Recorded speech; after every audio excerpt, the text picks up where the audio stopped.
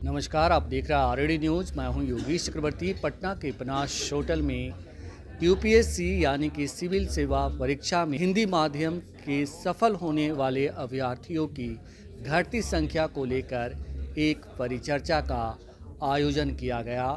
हम आपको बता दें कि इस परिचर्चा का आयोजन अभियान 40IS की ओर से किया गया और इस परिचर्चा के मुख्य वक्ता यूपीएससी के पूर्व चेयरमैन प्रोफेसर डीपी अग्रवाल रहे। उन्होंने अपने तकरीबन 45 मिनट के स्पीच में यूपीएससी से संबंधित कई गूढ़ जानकारियां दी। सुनिए यूपीएससी के पूर्व चेयरमैन प्रोफेसर डीपी अग्रवाल को। आज का विषय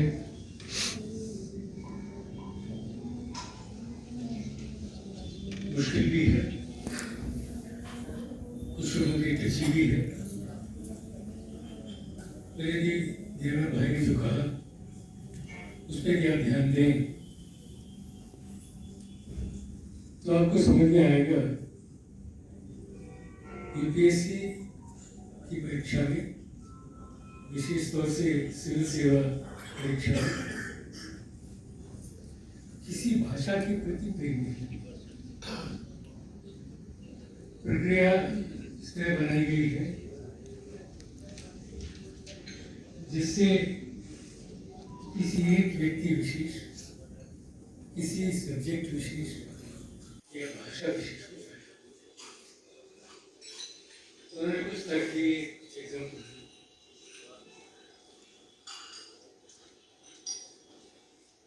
एक तो हिंदी भाषी लोगों के लिए कोई ऐसा मौका नहीं है जिससे उनको ये लगे कि उनके प्रति हमने कोई जानबूझ कर ऐसा कुछ किया है। यूपीएससी का पेपर इंग्लिश और हिंदी में है और बहुत जमाने से ये शिकायत संघ की और भाषाओं के लोगों ने की है कि हिंदी भाषा के प्रति इतना लगाव क्यों। तो ये सोच के पेपर उनकी नहीं समझ में आता, ये तो हो नहीं सकता। देवर भाई ने ये भी बात कही इंफॉर्मेशन के लिए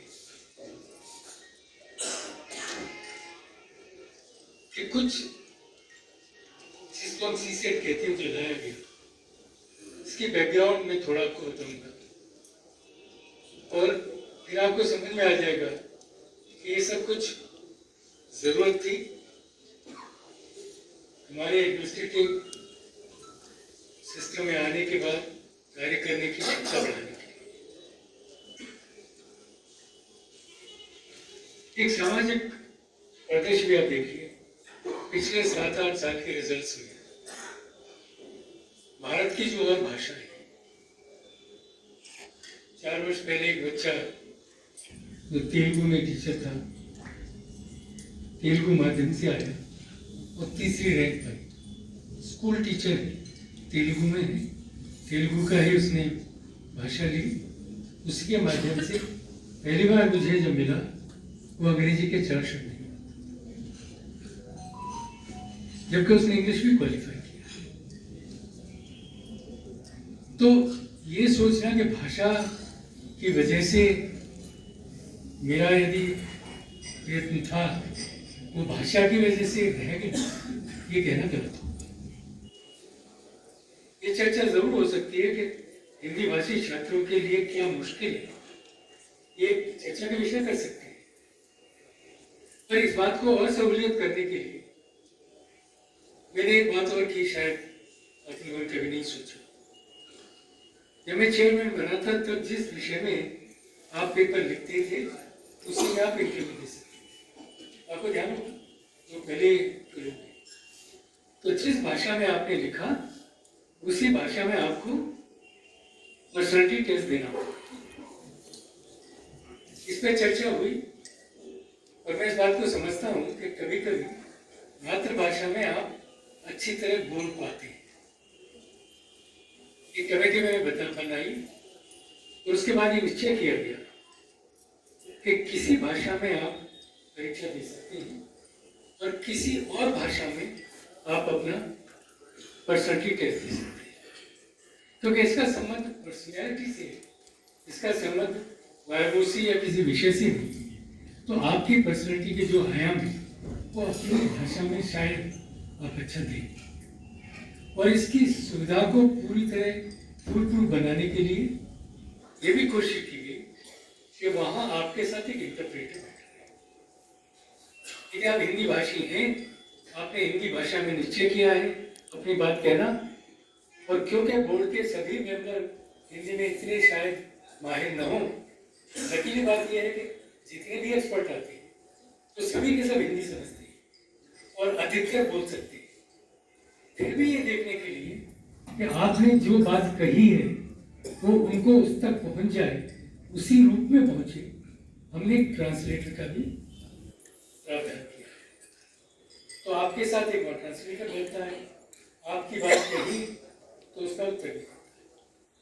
तो एक जो प्रोसेस है वो ऐसा पक्का किया गया कि जिसमें आपके प्रति कोई प्रॉब्लम नहीं। यूपीएससी के चेयरमैन जब भी इंटरव्यू होते हैं, साक्षात्कार होते हैं, तो जितने मेंबर्स आते हैं उन सबको ब्रीफ करते हैं। एक वहाँ की प्रक्रिया है, शायद अधिकतर लोगों को नहीं मालूम। और इस प्रक्रिया में कोशिश ये की जाती है कि किसी अभ्यर्थी के न दुराव हो, न कोई सपोर्ट हो, न वो भाषा के प्रति उसका कोई परेशानी उसको उठे, या उसके कोई रिलीजन, कास्ट या क्रीड से हो सकती है। इसको जितना फूल प्रूफ बनाया गया है, आपने देखा होगा कि मेरे जमाने के बाद बोर्ड में आने वाले लोगों की नाम पर ठिकाने नहीं, क्योंकि देश में एक बड़ी अजीब स्थिति है कि आप सब कुछ अच्छा करें पर जनता को न देखे तो अच्छा नहीं है। तो करना आवश्यक था, हमने किया। दूसरी एक दुविधा लोगों के दिमाग में रही कि पेपर तो अंग्रेजी में बनता है, हिंदी में उसका अनुवाद होना आवश्यक है, भारत सरकार की नीति है। पर अनुवाद टेक्नोलॉजी के माध्यम से होता है, ये गलत है। ये आप समझे कि हमने अंग्रेजी का पेपर लिया और गूगल में डाला और उसका आंसर हिंदी में लिख दिया या हिंदी में उसका, ये गलत है, ये सही नहीं है। ये मैं पूरी तरह कह सकता हूँ। इस देश में एक से गणमान्य शिक्षक हैं और वो अपनी भाषा और मातृभाषा, अंग्रेजी में और मातृभाषा में बराबर सोचते हैं और लिखते हैं। यूपीएससी क्योंकि संघ की यूनिट है, तो उनके लिए उपलब्धि जो एक्सपर्ट है उनकी बहुत ज्यादा है। तो एक तो अपने मन में बैठा लें कि ये जो ट्रांसलेशन है ये अंग्रेजी की किसी मशीन से नहीं किया गया है, उसी विषय के अच्छे लोग जो हिंदी अंग्रेजी दोनों समझते हैं उनके द्वारा किया जाता है। यदि प्रश्न आप पढ़ेंगे तो आपको कुछ ऐसा नहीं लगेगा जो मुश्किल है। और सवाल ये उठता है कि क्या जो हिंदी माध्यम लेते हैं, शायद आपको बताइए, जब मैं चेयरमैन था, नई सरकार आई, बैठक सरकार के सामने प्रश्न लोगों ने उठाया, तो कमेटी बनी, कई बनी। एक जो तथ्य सबके सामने आया, इसमें एक सामाजिक क्रिया है और दूसरा उसका इफेक्ट है। सामाजिक प्रक्रिया क्या है? यदि बच्चा जरा भी होशियार है, 8th में हो, 9th में हो, 10th में हो, 11th में हो, तो पेरेंट्स क्या करते हैं? पेरेंट्स कोर्स करते हैं कि वो प्रोफेशनल कोर्स में चला जाए। आते हैं आप लोग, यहाँ कोई अभिभावक नहीं होगा यदि उसका बच्चा पढ़ने में बहुत होशियार है, क्योंकि 10th तक तो कोर्स सबका कॉमन ही होता है। कितने बच्चे अपनी मर्जी से ह्यूमैनिटीज के विषय लेंगे? अधिकतर माता पिता नहीं चाहते। मैं नहीं कह रहा हूं कि बहुत ही होशियार लोग नहीं आते उस विषय, पर अधिकतर ये देखा गया है कि माता पिता यदि बच्चा होशियार है तो पहली कोशिश करते हैं कि वो प्रोफेशनल कोर्स में चला जाए। अब यदि प्रोफेशनल कोर्सेज की संख्या देखें, इंजीनियरिंग कॉलेज पहली चॉइस, क्यों है? जब मैंने इंजीनियरिंग किया था देश में 190 इंजीनियरिंग कॉलेज थे, 65 में मैंने किया। आज के जमाने में 4500। यदि आपके 50% नंबर भी आए PCM में तो इंजीनियरिंग में एडमिशन होता है। जितनी भी जॉब उपलब्ध है, जिसको आजकल हम कहते हैं कि इंडस्ट्री में जॉब चाहिए, और सरकार बार बार ये कह रही है, और दुनिया में ये बात है कि साहब हमारी शिक्षा इतनी खराब है कि वो इंडस्ट्री वाले पसंद नहीं करते हैं। तो कौन सी शिक्षा है? कोई विज्ञान की है, तकनीकी की है, और उसी में जो साइंस सेक्टर है आपका, सर्विस सेक्टर, सबके सब इंजीनियर है, सबके सब सॉफ्टवेयर राइटर। तो समाज में जब लोगों ने सेग्रीगेशन कर दिया कि विज्ञान में, उसके बाद मेडिकल में, डॉक्टर साहब ने एग्जाम्पल दी, मैं कह सकता हूँ कि 11 लाख जो बच्चे करीब करीब हर साल अप्लाई करते हैं, उनमें 2.5 लाख इंजीनियर्स होते हैं। ये संख्या कम नहीं है। और इनमें ऐसा नहीं कि सभी बेकार के बच्चे, कुछ होशियार भी है, कुछ साधारणता है।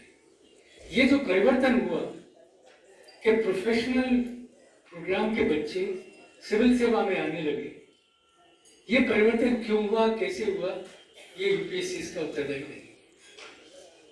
इसका उत्तरदायी कौन है? मेरे मित्र बैठे हैं, मेरे अजीज भी हैं, भाई साहब भी बैठे हैं।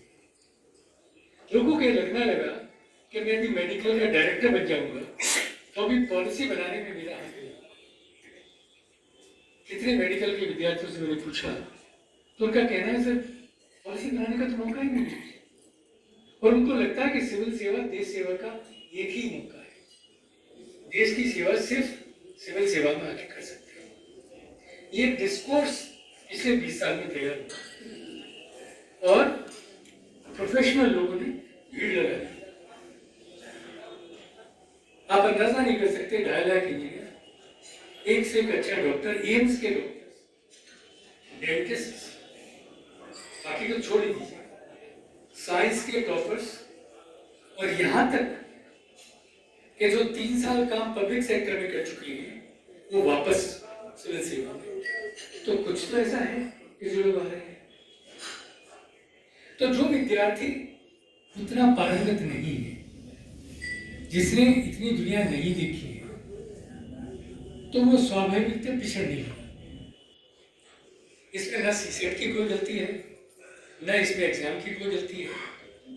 इसमें गलती सिर्फ ये है कि वो बच्चा मेहनत नहीं करना चाह रहा है, और जल्दी से, आपने बड़ी अच्छी बात कही, कुछ दिनों के बाद, एक ही अटेम्प्ट के बाद उसका दिल टूटने लगता है और वो समझता है कि मेरे साथ तो दुराव किया जा रहा है। तो जब हम बार बार इस बात को कहते हैं कि नहीं साहब हिंदी भाषियों के प्रति तो कुछ ऐसा हो रहा है कि जिसकी वजह से ये नंबर कम हो रहे हैं, ये गलत है। पिछले साल इंटरव्यू में बैठने वाले हिंदी भाषियों की संख्या बहुत कम नहीं थी, पर जब चर्चा के विषय होता है साक्षात्कार के वक्त, आपको भाषा तो बोलनी पड़ेगी ना। लिखते वक्त इतनी गलतियां, क्योंकि स्कूलों और कॉलेजों में हिंदी भाषा में लिखने की प्रक्रिया करीब करीब समाप्त हो गई है। मुझे पता नहीं यहाँ जितने अध्यापक बैठे हैं, यहाँ तक कि जो भाषा का विषय है, मैं ऐसे इंजीनियर्स को जानता हूँ, गिरला जी जैसे लोग हैं, जिन्होंने चाहते हुए हिंदी माध्यम लिया, इंजीनियर थे, और उसके माध्यम से पास किया। तो कमी किस बात की है कि मेहनत करना, अच्छा लिखना और अपने विचारों को ठीक से प्रकट करना। ये नहीं हो सकता, इस परीक्षा में तो नहीं हो सकता कि हम किसी के लिए कुछ सीटें रिजर्व कर लें। रिजर्वेशन का जो तरीका है वो भारत सरकार ने चेक किया। भाषा के लिए कोई रिजर्वेशन नहीं, ये हो भी नहीं सकता, क्योंकि हमने ग्रेजुएट को अलाउ किया है। शायद आपको नहीं पता है कि सन 70 तक इंजीनियर्स अलाउड नहीं थे, मेडिकल वाले उसके बाद अलाउड, तो कंपटीशन था ही नहीं। बैठने वालों की संख्या 1 लाख। शिक्षा इतनी बढ़ गई है, 82% हमारा लिटरेसी रेट है। और जैसे मैंने एग्जाम्पल दी और डॉक्टर साहब ने भी कहा, जब हर राज्य में मेडिकल कॉलेज हम खोलना चाह रहे हैं और MBBS डिग्री की अहमियत कम हो गई है और उसको हायर एजुकेशन में जाना है मेडिकल में भी, तो MBBS वाला कहता है क्यों नहीं मैं IAS में आ जाऊँ। अब फायदा क्या है IAS IPS बनने का, ये हमको समझना चाहिए। इन सर्विस में जब आते हैं तो आपकी पर्सनैलिटी का डेवलपमेंट होना शुरू होता है। एक तो जब परीक्षा आपने दी, आपने उन विषयों को गहनता से पढ़ा। और अभी कल मैं मुजफ्फरपुर में था, करीब और भरा हुआ था, बच्चों से मैंने पूछा कि भाई आपने कब अखबार पढ़ा है? जैसे सांप सूंघ गया। यदि आप भाषा लिखना चाहते हैं, भाषा समझना चाहते हैं, तो समाचार पत्र तो पढ़ना ही पड़ेगा। तो लोग लगते हैं कि मोबाइल पर पढ़ रहे हैं। मोबाइल की भाषा और संघ लोक सेवा की, सिविल सेवा की भाषा में अंतर है। तो ये जो प्रवृत्तियां हैं कि सब हम समाचार पत्र पढ़ेंगे, उसके माध्यम से एक तो इंफॉर्मेशन आ जाएगी, जो हमारा समाज है उसके बारे में जानकारी हो जाएगी, पर साथ साथ लिखने का तरीका, नए नए शब्दों का चयन, नए नए शब्दों की ज्ञान, ये हम मिस कर रहे हैं। अपनी एग्जाम्पल नहीं देना चाहिए, पर मैं अभी एक स्कूल में था, एग्जाम्पल देनी पड़ी। मैं बहुत छोटा ही था, गांव में रहता था। मेरे पिताजी पुराने अखबार शहर से लेके आते, हर रोज अखबार नहीं मिलता था, पर उनका इंसिस्टेंट था कि आप इसकी हेडलाइन पढ़ो। अंग्रेजी का अखबार लाते थे और हिंदी का अखबार लाते। छठे क्लास का बच्चा क्या समझे, पर उन्होंने कंपल्शन कर दिया था कि हेडलाइन तो पढ़ो भाई। पर इसका नतीजा निकला कि यह आदत पड़ गई कि अब आपको समाचार पत्र की आवश्यकता है। और मुझे यहाँ काफी लोग बैठे हैं जो सिविल सेवा में बैठे हैं, मुझे पता है कि सबने अखबार पढ़ा और सबने हिंदू पढ़ा, जिसकी भाषा इतनी क्लिष्ट है। मानेंगे आप लोग इसको? उसके मुकाबले कोई अखबार उठाएं तो उसमें अंतर है। आप भूल जाते हैं कि हिंदुस्तान आपके आसपास ही रहता है। तो वर्नाकुलर लैंग्वेज का अखबार पढ़ने के लिए कोई प्रेरित तक नहीं करता है। और जब वो साक्षात्कार के लिए आते हैं तो दोबारा हमसे पूछते हैं, सर वो कौन सा करंट अफेयर पढ़ लो? क्या करंट अफेयर्स की तैयारी की जाती है? यदि आपकी आदत होती इस देश के बारे में पढ़ने की, अपने माध्यम से, अपनी भाषा के माध्यम से, तो आपके दिमाग में छप जाता, आप उसको जीने लगते, सपना भी आपको वही आता, आपका दिल में कंपैशन उठता और आप इस बारे में चिंतित होते। दूसरी जो कमी आई, देश की संस्कृति हम आजकल टीवी के माध्यम से देखते हैं।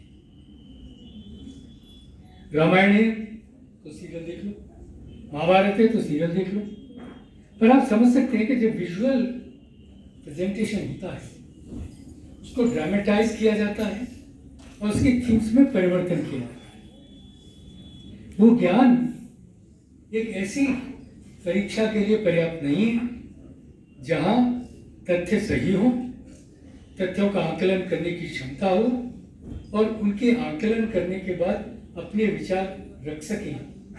ये एक तरह की परीक्षा है। विवाद में बहुत न जाते हुए मैं सिर्फ इतना ही कहना चाहूंगा कि कभी भी इस बात पर चर्चा मत करिए। भाषा की लड़ाई सिविल सेवा से जुड़ी नहीं है। भाई गिरवर उत्तर प्रदेश के हैं, बिहार में आ गए तो भाषा में परिवर्तन नहीं होगा। यदि गंगवाल साहब कल तमिलनाडु चले जाते तो पहली बार इनको तमिल सीखनी पड़ती। आईएएस में, आईपीएस में, फॉरेस्ट सर्विस में जितने लोग जाते हैं उनको राज्य की भाषा सीखनी है। मुश्किल क्या हो रही है कि जो हिंदी भाषी क्षेत्र के लोग हैं वो दूसरी भाषा सीखना ही नहीं चाहते। मैं नहीं कहता हूं कि अंग्रेजी सीखें, आप पड़ोस की भाषा सीखें। आप बताएं कि कौन ऐसा जिसका सिलेक्शन हो गया है उसको 1 साल के अंदर ही वो भाषा सीखनी है। ये सच है ना भाई? क्या आपको सर्टिफिकेट तमिल का लेना पड़ेगा और जनता से बात भी करनी पड़ेगी? तो भाषा जो है न एडमिनिस्ट्रेशन में कोई बाधा है, न बात समझने में कोई ऐसी आपत्ति है। यदि देश की सर्वोच्च सेवा है और इसके माध्यम से आप देश में कहीं भी जा सकते हैं। इनका बच्चे मेरे भाई बैठे हैं, कहाँ आपकी पोस्टिंग नहीं हो सकती? काम करते हैं ना, जनता की बात सुनते हैं ना।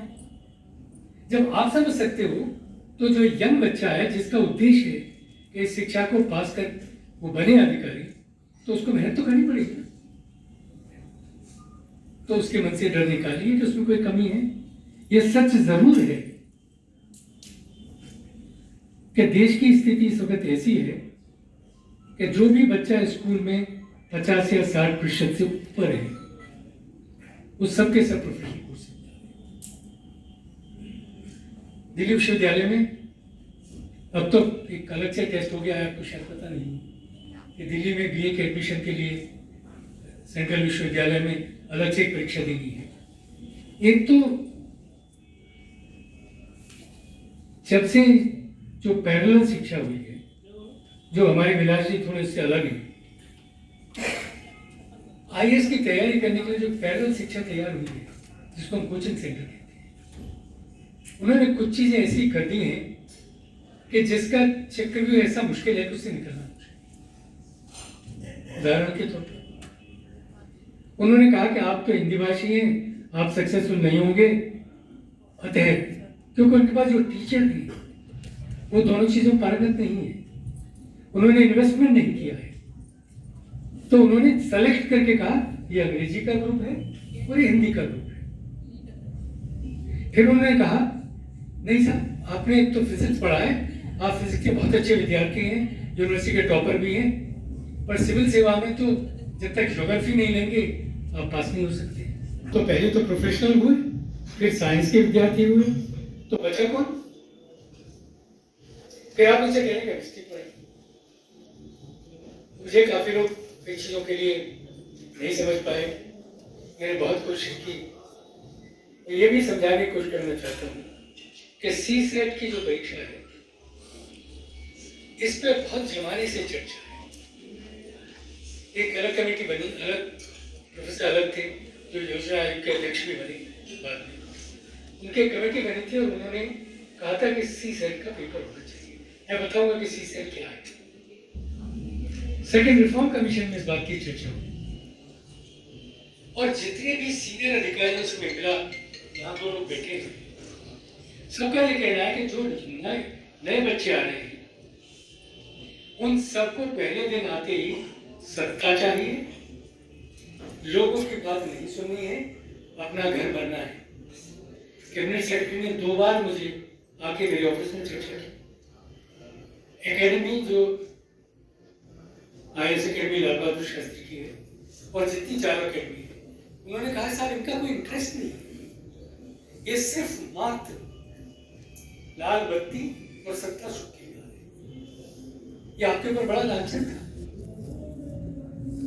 तो क्या एप्टीट्यूड है, क्या काम एक ब्यूरोक्रेट करता है, वो हमने सीसेट का पेपर ढूंढना है। पहली बात उसमें मैथमेटिक्स नहीं,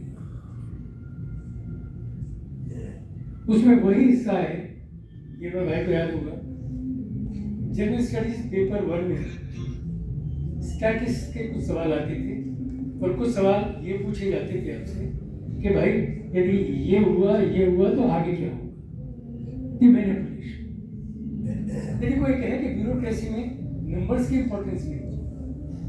मैं 2003 में जब पहली बार इंटरव्यू लेने बैठा तो मैंने किसी से पूछा कि भाई हिंदुस्तान की पॉपुलेशन की ग्रोथ क्या है, तो आप समझ सकते हैं क्या उत्तर दिया? सर क्या नंबर्स भी याद करने पड़ेंगे? मेरे भाई जब बात पॉपुलेशन की हो रही है, पॉपुलेशन ग्रोथ की हो रही है, तो पॉलिसी बनेगी ना इसकी। यदि मेरे पास मैं जलाधीश हुआ और मेरा बजट 500 करोड़ है, तो मैं उसको करोड़ भी तो खर्च करूंगा भाई। या मेरे जिले में इतने कम पढ़े लिखे लोग हैं या इतने समृद्ध हैं, तो इसका नंबर ही तो है।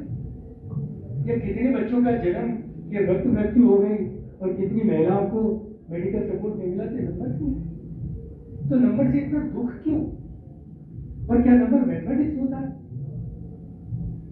पैदा होते हैं जब माँ पैसे लेके बाजार भेजती है तो आपसे कहती है कि 2 रुपए की सब्जी लाए, तो 2 रुपए है ना, और 1 किलो की सब्जी लेके आओगे।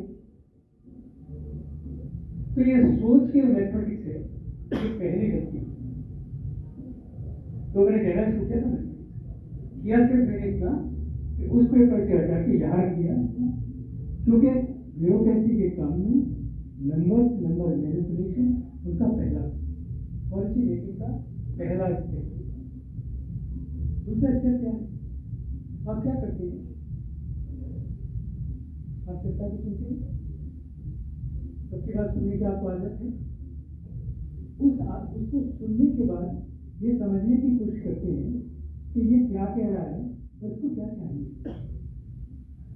साथ ही आपको ये पता है नियम क्या है और नियम के पालन करने में मेरे पास संसाधन क्या है। कॉम्प्रिहेंशन पावर एकेडमी के डायरेक्टर ने कहा 10% बच्चे क्या उन्होंने सुना है उसकी समरी लिखनी है। मुझे बहुत समय लगाया चर्चा तब जाके हमने कॉम्प्रिहेंशन जैसी और ये कोशिश की। चाहे जब स्कूल में आप होते हैं, आपने ध्यान दिया होगा, स्कूल में व्यक्ति दिखाते हैं, चाहे हिंदी भाषी हो या अंग्रेजी। तो एक बड़े ब्यूरोक्रेट का मुख्य मुद्दा है कि वो पूरा विषय समझे, उसको समझ के छोटे से रूप में उसका समाधान करके लिखे अपनी बात लिखे। इसके इफेक्ट इस पर भी पड़ा कि पहले जमाने में ऐसे में वर्ड लिमिट नहीं थी और लोग काफी कहानियां लिखते थे। ट्रेनिंग एकेडमी के डायरेक्टर से बात की, मैंने उनसे पूछा कि कोई ब्यूरोक्रेट कितना लिखता होगा किसी एक फाइल पे? तो लोगों ने कहा बहुत हुआ 1 पेज, बहुत अधिक हुआ 2 पेज। तो हमने निश्चय किया कि भाई 5 पेज से ज्यादा कोई आदमी सोच के लिख नहीं सकता। जब वो 20-30 पेज लिखने जाएगा तो उसमें कितनी कहानियां डालेगा आप उसका अंदाजा नहीं लगा सकते। इसका एक उदाहरण के तौर पर बता देता हूँ। तीसरा वर्ष था मेरा चेयरमैन का, दूसरा वर्ष था। एक बच्चे के ऐसे पेपर में 0 मार्क्स आए। अंदाजा कर सकते हैं कि मेरे भाई के तो बहुत आए, 135 से ज्यादा। तो ऐसे में आपको विषय आना चाहिए और अपनी भाषा में लिखना आना चाहिए और बहुत मुहावरों की उसकी जरूरत नहीं है। इस लड़के के बारे में इतना झगड़ा हुआ, हमने दोबारा दिखाया, फिर एग्जामिनर को बुलाया, वो बार बार नेगेटिव मार्क्स करके आए। कभी ऐसा होता नहीं है, मैं आपसे शेयर कर रहा हूँ। महामहिम का यूपीएससी के चेयरमैन कभी कॉपी नहीं देखता है, शायद आपको नहीं पता। उसने कभी किसी बच्चे की कॉपी नहीं देखी। महामहिम के कहने के बाद उन्होंने कहा कि एक बार आप जरूर देख लें, नियम तोड़ें, कम से कम इससे शंकाएं दूर होंगी। तो विश्वास नहीं करेंगे, 30 पेज के लेख में 2 सेंटेंस का तीसरे से संपूर्ण। भाषा जितनी खराब हो सकती थी।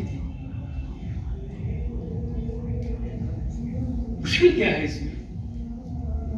जो मैंने और परिवर्तन किए कि जब आप इलेक्टिव सब्जेक्ट लेते हैं तो आप इलेक्टिव की तैयारी में लग जाते हैं। ऐसे तो भूल जाते, ऐसे तो अपनी भाषा में लिखते। तो 1 से मैंने 2 ऐसे किए, वर्ड की लिमिट लगाई और इसको अवॉइड किया कि बच्चा कब नहीं लिखे। तो आपने देखा होगा 2013 के बाद से 2012 में क्वेश्चन ऊपर लिखा होता है और उसको आंसर करने के लिए स्पेस दिया जाता है। क्योंकि ब्यूरोक्रेट का एक बड़ा डिस्टिंक्शन ये है कि किसी प्रॉब्लम को समझकर जब उसका उत्तर करे, the best answer must come first. यही तक टेक्निक है ना इसकी। ऐसा तो करेंगे नहीं कि सब प्रस्तावना लिखने में 4 पैराग्राफ लगाए और जो सॉल्यूशन है उस पर आधा ही लिखा। तो ये डिस्टिंक्शन आपको आना चाहिए।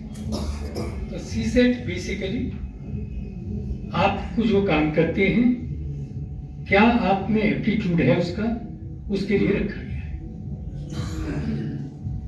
मेरे जाने के बाद इसको सिर्फ इतना कर दिया कि पास करना है इसको, पर इसका नुकसान आप नहीं देखेंगे कितना बड़ा। पेपर 1 यूपीएससी में इसके माध्यम से हम चुनते हैं पेपर मेंस के लिए। तो इसमें क्या होता है, रिजेक्शन टेस्ट। 6 लाख बच्चे जो एक्चुअली बैठते हैं उसमें से हम कितना चुनते हैं मेन के लिए? 12 से लेके 15,000। और ये भी यूपीएससी के हाथ में नहीं है। यदि आप गजट नोटिफिकेशन पढ़ें तो उसमें साफ साफ लिखा है कि जितनी नंबर ऑफ वैकेंसी होंगी उसके 12 से 13 गुना मेंस में आएंगे। तो लोग ये कहते हैं कि सर यूपीएससी का डिस्ट्रिक्शन है। यूपीएससी का कोई डिस्ट्रिक्शन नहीं है। नियम है, नियम आपको बताया गया है, वो छुपाया नहीं गया है। नंबर ऑफ वैकेंसी जितनी है वो भी बताते हैं। कभी ऐसा नहीं हुआ कि 200 आईएएस डिक्लेयर किए, सेलेक्ट 250 कर लिए। कभी हुआ ऐसा? नहीं हुआ। ये भी बात सच है कि मेरे ही जमाने में जब मैं मेंबर बना तो आईएएस में सिर्फ 50 लोगों का सिलेक्शन होता था। जब मैंने छोड़ा तो 200 लोगों का सिलेक्शन होता था। सरकार से कितनी सेवा की ये बताने के लिए कलेक्टर्स की जरूरत है। एडमिनिस्ट्रेशन में प्रॉब्लम आती है। राजनीति के तौर पर आप बहुत सारे जिले बनाते हैं और उसके जिलाधीश चाहिए ना। मैं नहीं कह रहा हूँ कि सब आईएएस में कोई ऐसे सुरखा के पढ़ लग जाते हैं, पर जो प्रक्रिया है जिसके थ्रू आता है और जिस जगह उसकी पोस्टिंग होती है उसके जो गुण बढ़ते हैं, एडमिशन का तरीका है वो बदलता रहता है। तो आगे से मेरी प्रार्थना है इस विषय पर चर्चा न करें और उनको समझाएं कि आपके सामर्थ्य होना चाहिए। कंपटीशन सबका एक जैसा है। यदि किसी को दुख होना चाहिए तो उन भाषाओं को जिनमें पेपर उपलब्ध नहीं। ऐसा तो नहीं कि सब तमिलनाडु में तमिल से जो है स्कूली एजुकेशन नहीं है। मैं आपको बता देता हूँ कि सबसे अच्छी agriculture university Tamil Nadu agriculture university है। शिक्षा का माध्यम तमिल में है। एमएससी भी तमिल में ही पढ़ाई जाती है। उनकी शिकायत तो कोई नहीं है। उनके सिलेक्शन भी 5 ही होते हैं। या बंगाली ले लीजिए, गुजराती ले लीजिए। एक और भी मैं आपको एक लास्ट बात कहता हूँ। अभी नई विधा चालू हुई है कि जितने भी सेंट्रल विश्वविद्यालय उनमें बीए में एडमिशन के लिए एक अलग से टेस्ट होता है। आप सभी जानते हैं कि जब आप टेस्ट करेंगे तब तक कोचिंग स्टार्ट हो जाएगी। क्योंकि जो चीज आप स्कूल में पढ़ते हैं उसको मान्य न करते हुए एक जब टेस्ट पे जोर होता है तो बहुत मुश्किल। मैंने बहुत प्रयोग किया कि सिविल सेवा में जो 11 लाख 15 लाख की भीड़ लगी है और ये सबके सब जो पैरेलल एजुकेशन उसमें बैठे हुए, माँ बाप का पैसा खर्च कर रहे हैं। मैंने बहुत कोशिश की सरकार से जद्दोजहद करने की कि कम से कम हाई स्कूल इंटर में मिला के 55% नंबर तो आए उनके, या बीए में कम से कम 50 नंबर तो आए। और आज के जमाने में 50% लाना कोई बड़ी बात नहीं है। तो इस भीड़ को तो कम करेगा। और जब भीड़ में सिलेक्शन नहीं होता है तो मन में आता है कि मेरे साथ तो बेईमानी हो गई। कभी वो नहीं पूछते हैं कि भाई बेटे डीआईजी हैं, इन्होंने कितनी मेहनत की होगी सर। आपने जो यहाँ लोग बैठे हैं, क्या बताएंगे कि आपने मेहनत नहीं की? वैसा मैं तो पुराने जमाने की बातें मान सकता हूँ, तो जमाने में कुछ नहीं थी, आपके जमाने में कुछ भी थी ना। तो इसलिए विलास जी का जो प्रयत्न है ये अच्छा है, मैं इससे जुड़ा हूँ। और कितनी बार मैं इनको फोन करके पूछता रहता हूँ कि भाई क्या कर रहे हो, कहीं मुझे जाना है तो बताएं। मैं जो भय है कि यूपीएससी की परीक्षा इतनी मुश्किल है कि इसको नहीं किया जा सकता, इस भय को सिर्फ हटाने की प्रक्रिया में लगा। मैं कोशिश करता हूँ कि जितना इसको डिमिस्टिफाई करें, और जो जेन्युइन विद्यार्थी है, जिसकी इच्छा है, वो इससे जुड़े, बिल्कुल जुड़े। कुल 1000 वैकेंसी है देश में, 6 लाख बैठने वाले, सक्सेस रेट आप काउंट कर सकते हो। आपके पैदल से एक ही परीक्षा है, वो है IIT JEE। यहाँ कुछ इंजीनियरिंग से संबंधित लोग होंगे शायद, आप में से कोई है नहीं। जो लड़के IIT JEE करके फिर बैठते हैं, तो आप समझ सकते हैं ना कि एग्जाम देने की जो प्रक्रिया है उसमें उनको डरना है। तो उनका डर निकालिए और उनको खुद पढ़ने दीजिए, मटेरियल प्रोवाइड करिए। आप उनको प्रश्न करिए, उनको प्रश्नों का उत्तर देने दीजिए। जितने प्रश्न करेंगे, जितने उत्तर देंगे, उत्तर लिख के करेंगे, तो उनको सक्सेस होगी। मेहनत का वक्त है।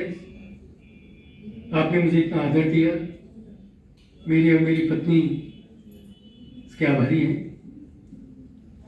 बात बार ये बात करती है कि पत्नी के बिना आप आगे नहीं बढ़ सकते। मेरे बारे में तो यही प्रचलित है, किसी ने एक प्रेडिक्शन किया था आपका हाथ देखने के बाद कि ये तो जीजा जी का हाथ है, जो कुछ है इन्हीं का हाथ है, मैंने पाया। पर इसके अलावा सिर्फ इतना कह सकता हूँ, अच्छी जीवन संगिनी बिरलों को ही मिलती है, पत्नी सबकी है, और जीवन साथी ये मुश्किल है। हर व्यक्ति के जीवन में सुख है, दुख है, घटनाएं दुर्घटनाएं से बात है, साथ चलना बड़ा मुश्किल है। मैं आभारी हूँ आपके माध्यम से अपनी पत्नी का, और ऐसी प्रक्रिया का कि जहाँ मैंने उनसे सीखा कि चिंता नहीं करें। जब मेरे बच्चे पढ़ने लगे, मैं चिंतित होता था, तो कहती थी कि जो आया है वो कुछ जरूर करेगा, क्यों चिंता करें। तो अब आप हिंदी भाषा की चिंता कर रहे हैं। अरे भाई, सामर्थ्य है तो करेंगे ना, पर कोशिश ये करें कि उन्हें मटेरियल दे दें, बहुत सारे प्रश्न करें और उनको नीचा न दिखाएं। ऐसा करके नीचा दिखाते हैं। Thank you very much.